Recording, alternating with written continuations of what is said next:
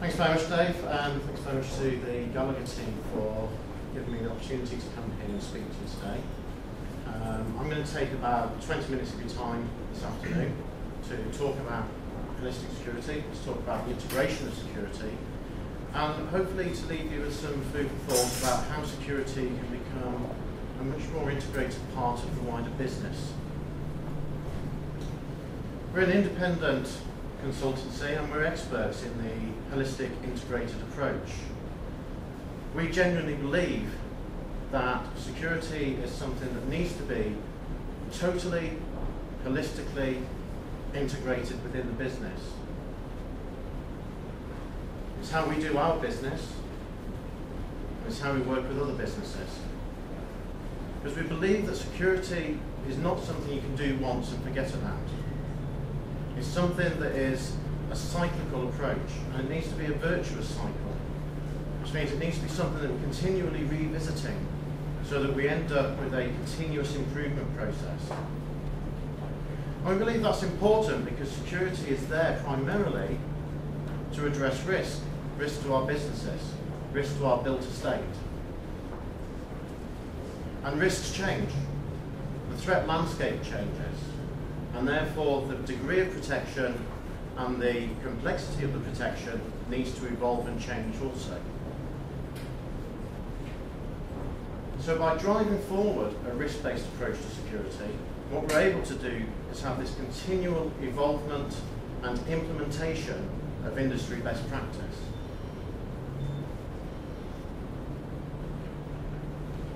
Something that we see a lot, we go out onto sites and we do security reviews. And we sit down with security teams, we sit down with the end operator in particular, and we say, tell me about your user experience. Tell me what happens when you're dealing with an incident. And they say, well, an alarm goes off, so I go to a console and I find out where the alarm is, and I work out on this console where the camera is that's near that alarm, I'll pull that on the screen, then I'll see what's going on, and I'll probably go out and investigate a bit further, or I'll go and deal with that incident. And I think, crikey. That could be a little bit better. Doesn't seem very joined up to us. And a lot of the time, it's because security is procurement driven. Security integrators aren't dealing with end users when they're selling on. They're dealing with procurement people. And procurement people are thinking about the bottom line. And they see things like the integration module as an additional cost, as an unnecessary additional cost. And these security components, they're not inexpensive pieces of kit. But by not having an integrated approach, we're not able to get the very best possibilities out of our components. So a better scenario, an alarm goes off and the imagery is instantly captured by the right camera and fed to the screen in front of the operator, and maybe a nice 3D site plan is displayed for him, and he knows exactly where the incident is, and he can see on screen exactly what's happening at that point in time, and he can deal with it in real time. Does that sound better? Yeah? Sounds better end user experience, certainly, doesn't it? And it sounds as though that particular operator is probably going to give a much better service to his business. Imagine then if what we're also able to do is pull additional information into that scenario. If we're able to pull information off the corporate network that says, here are incident response procedures for that particular alarm, crisis management plans, business continuity documentation, and he has that at his fingertips, and it's intelligently done so that it actually relates to the type of alarm he's dealing with. Is that a better scenario? Is that a better end user experience? Is that a better service back to the business? So now what we're able to do is we're able to give a much better service, a much better security solution back to our business because of this integration. Yeah? Sitting underneath all of these systems, though, much more technology than we've ever had before. We have all these supporting IT systems. And we need to be much smarter about understanding what that means. We need to understand that these IT systems need to be looked after and maintained and secured in exactly the same way as the rest of our system. Otherwise we introduce underlying flaws. And we need to understand the quality and the quantity of the data that sits within these systems. Because we need to understand what our obligations are for looking after that data, our obligations for compliance to regulation like the Data Protection Act. But the nice thing is that when we understand all of that, we can really start to realise the potential of these systems, these intelligent systems. And we can really start to realise the potential of the data that's within those systems.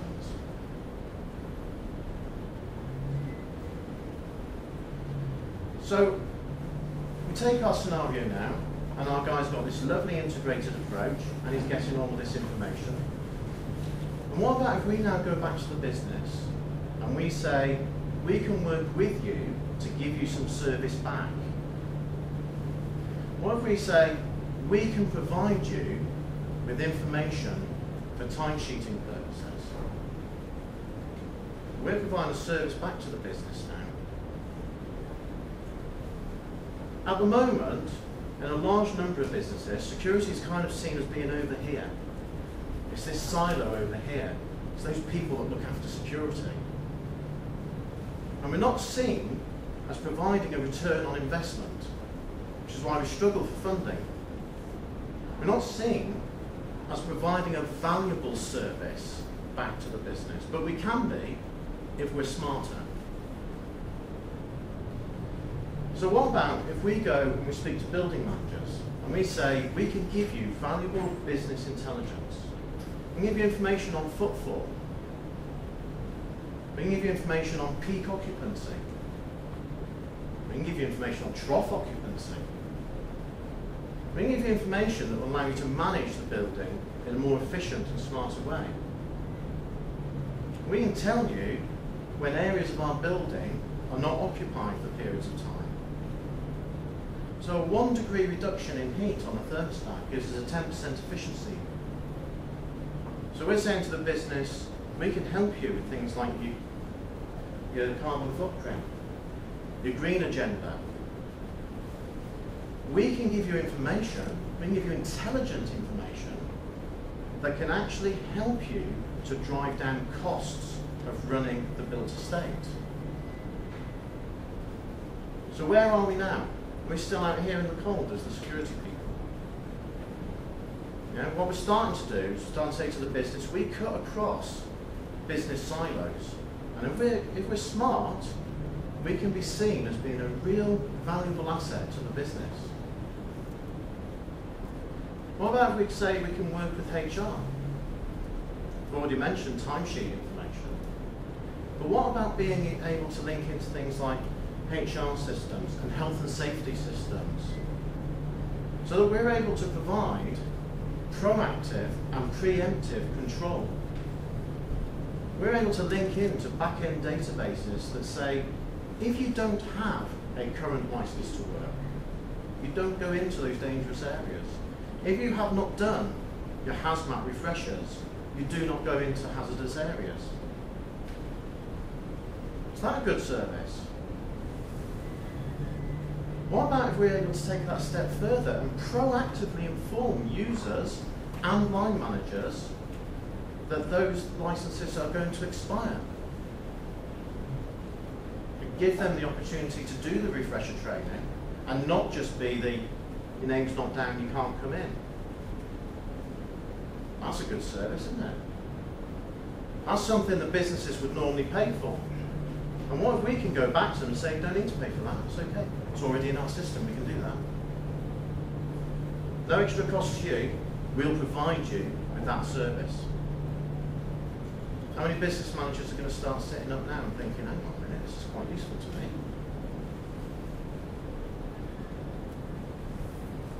And we can take it further again. we can really start to cut across all sorts of silos, and we can start to cut across meeting all sorts of business agendas. So we've said, we're talking to HR, we can help you. Health and safety, we can help you. Building managers and FM managers, we can help you. What if we can really start to plug into all of those key business silos and find ways to help them? So we're coming in out of the cold and becoming business-centric. We're getting business managers to see security as a business enabler.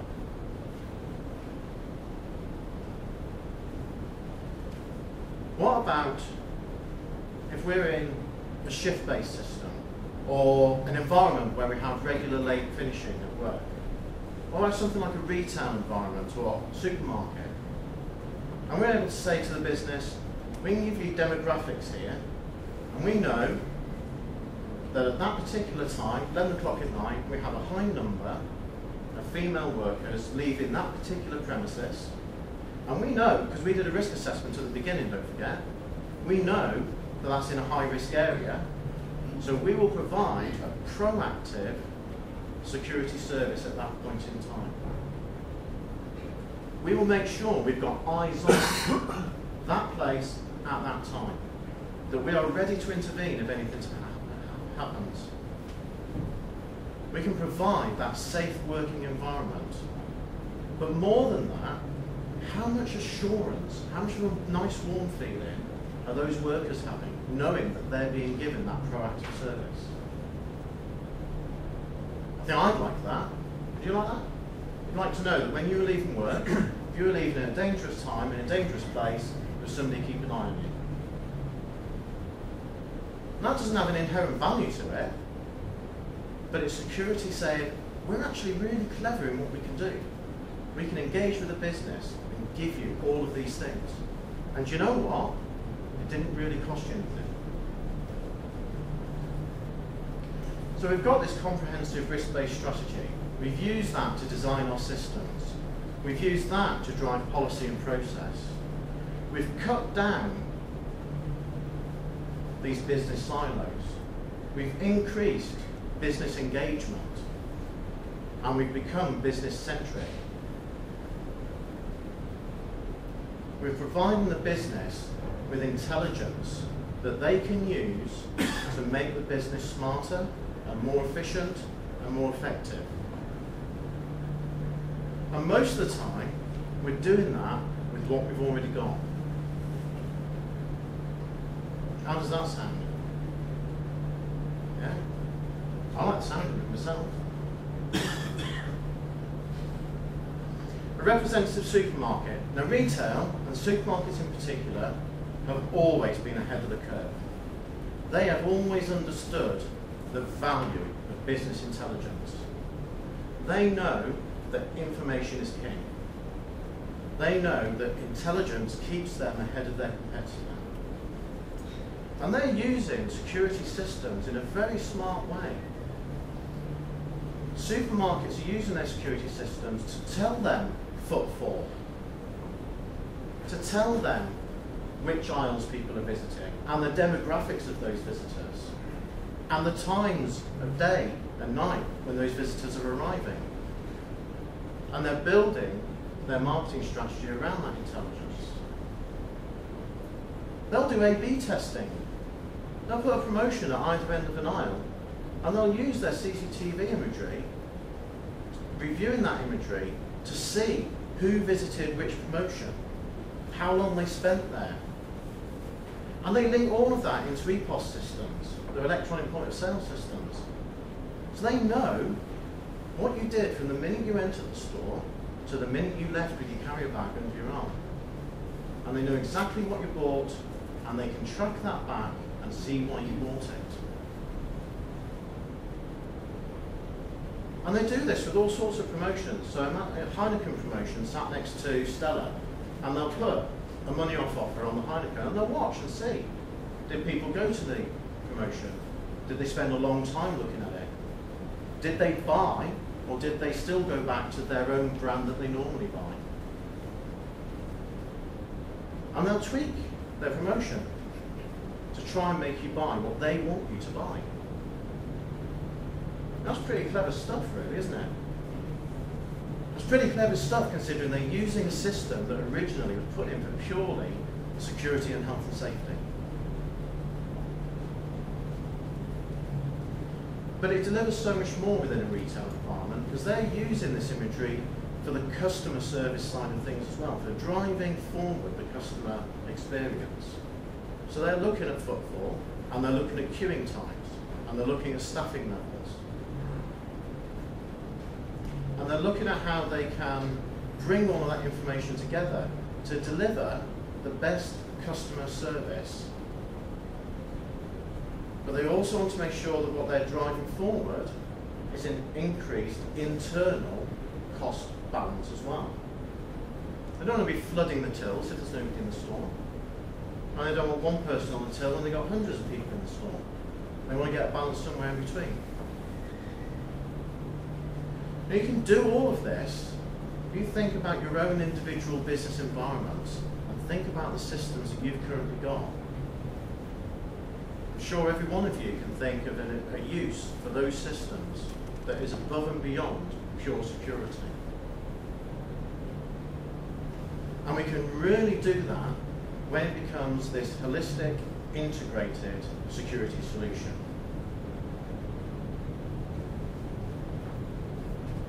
I said earlier, security components, they don't come cheaply. And if you don't integrate them, if you don't think of the solution in its entirety, if you don't realise that a security solution that is holistic is greater than the sum of its parts, then you're wasting an awful lot of money and you're missing out on an awful lot of opportunities. If you don't take that approach and you don't seek to become that business-centric solution, you might just as well spend £400 on an iPhone using to text your mum.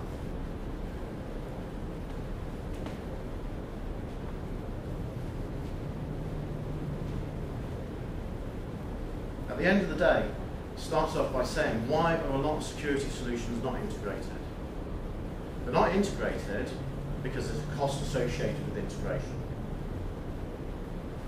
And what we're able to do is go back to our businesses and talk to them about return on investment. Yes, I need that much off you, but in return, I can give you so much more. You imagine a budget cycle down the road and having somebody come to you and say, how much do you want? Instead of, you want how much? It's not just having your cake and eating it. It's having so much more cake than you ever thought was possible.